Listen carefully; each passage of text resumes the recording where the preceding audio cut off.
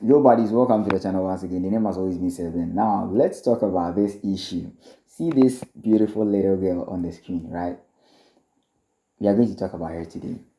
Something has happened, and this particular issue has brought many thoughts and ideas. Yeah. So there have been two sides of this particular issue concerning this girl. Some are on her side, some are on the other side. And this issue, I would say, is a bit dicey, you know. So let's start this way. This girl has gotten admission into Yasantua Girls Senior High School, and this is what I saw on Facebook, the BBC Ghana. The young girl, as captured in the post, was admitted to Yasantua Girls SHS. However, she broke down in tears after being forced to cut her hair before enrollment at the entrance of the school. So, the headmistress in charge of academics claimed that the long hair could attract guys to her, that they may think she's about 23 years or so. The guys at Thanos, when that those areas, Sofo line where that school is located. I think the school is located at Thanos, so and Thanos is closer to Sofo line. So those area guys might think she's old enough and they run after her. In fact, this girl, from the picture, the girl, she's very beautiful, a very beautiful young girl. I think she's not even up to 17, frankly speaking. From her face, 15, 16, 15, 16, because she's so young, a very young little girl. Yeah, she's very beautiful, and her hair too is very beautiful. Mind you, her hair is natural, and she was forced to cut her hair. That's the reason that I saw in the post that the headmistress in charge of academics says she might attract young guys to him, sorry, to herself. Now, whether that's true or false, let's talk about this matter. Is it right for her to cut her hair before going to school? Intonto, forgive me. The hair that's natural. It wasn't wig whatsoever. Natural hair that she might have kept from childhood.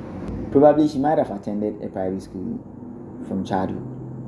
That's why she got to keep it. Now she had to take it off. Now, what do you suggest about this?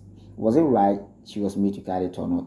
Personally, I'm not going to take a stance right now, but I'm going to share some of the opinions that I've got online and my own opinions concerning both sides. Now, let's take this into consideration. The girl is going to Yasanto SHS, which is a public school controlled by the Ghana Education Service. Mind you, GES might have their rules and regulations concerning kids who are coming to the school to study.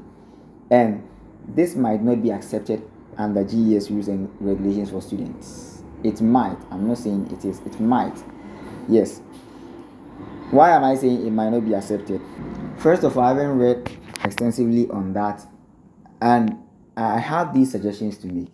Now, ladies, if you braid your hair, how many weeks or months does it take for you to unbraid it again? Now, this girl might braid her hair as a student, and to keep the hair clean and all those stuff, or to go back and unbraid it, blah blah blah, all the things concerning this hair might take her time. In the morning when you're about to go to class, you'd have to dress your hair well and a whole lot of things concerning this. So that might affect her punctuality, academics, whatsoever.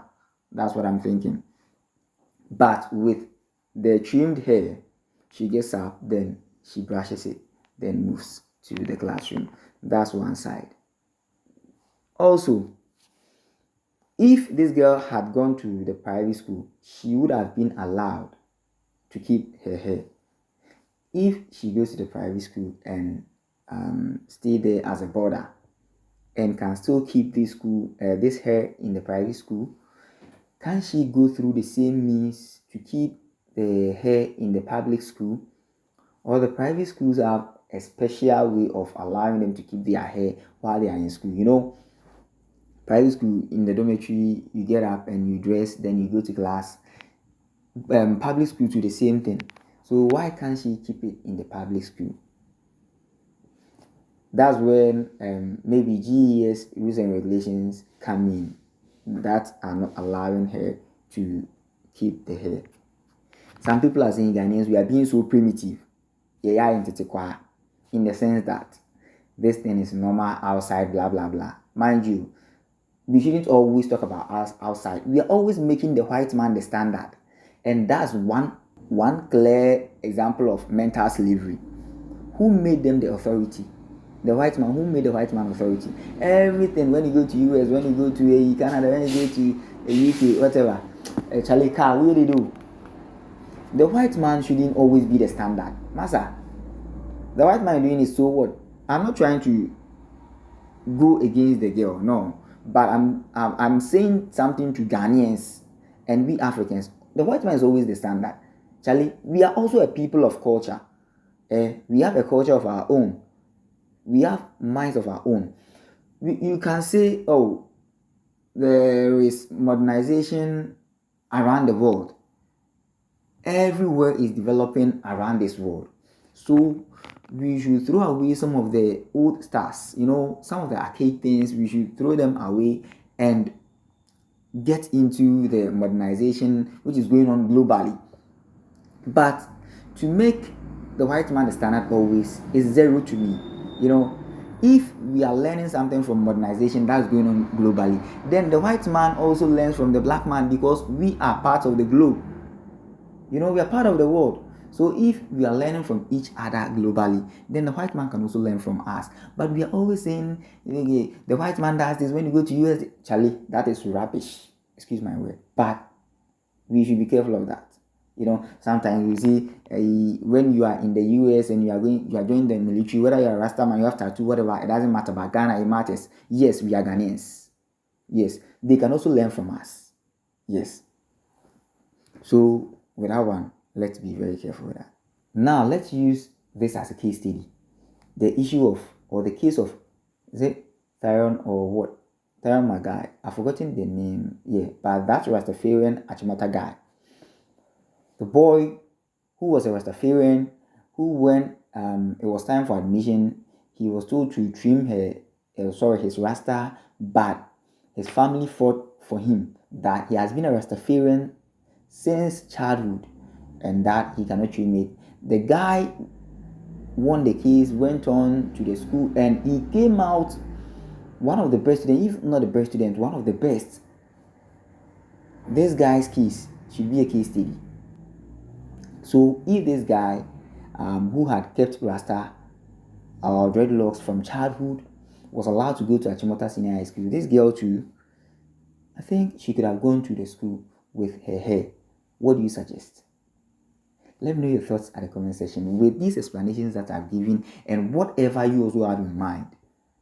Are you on the girl's side or you are on the school's side? Let me know your thoughts at the comment section. Let me add this.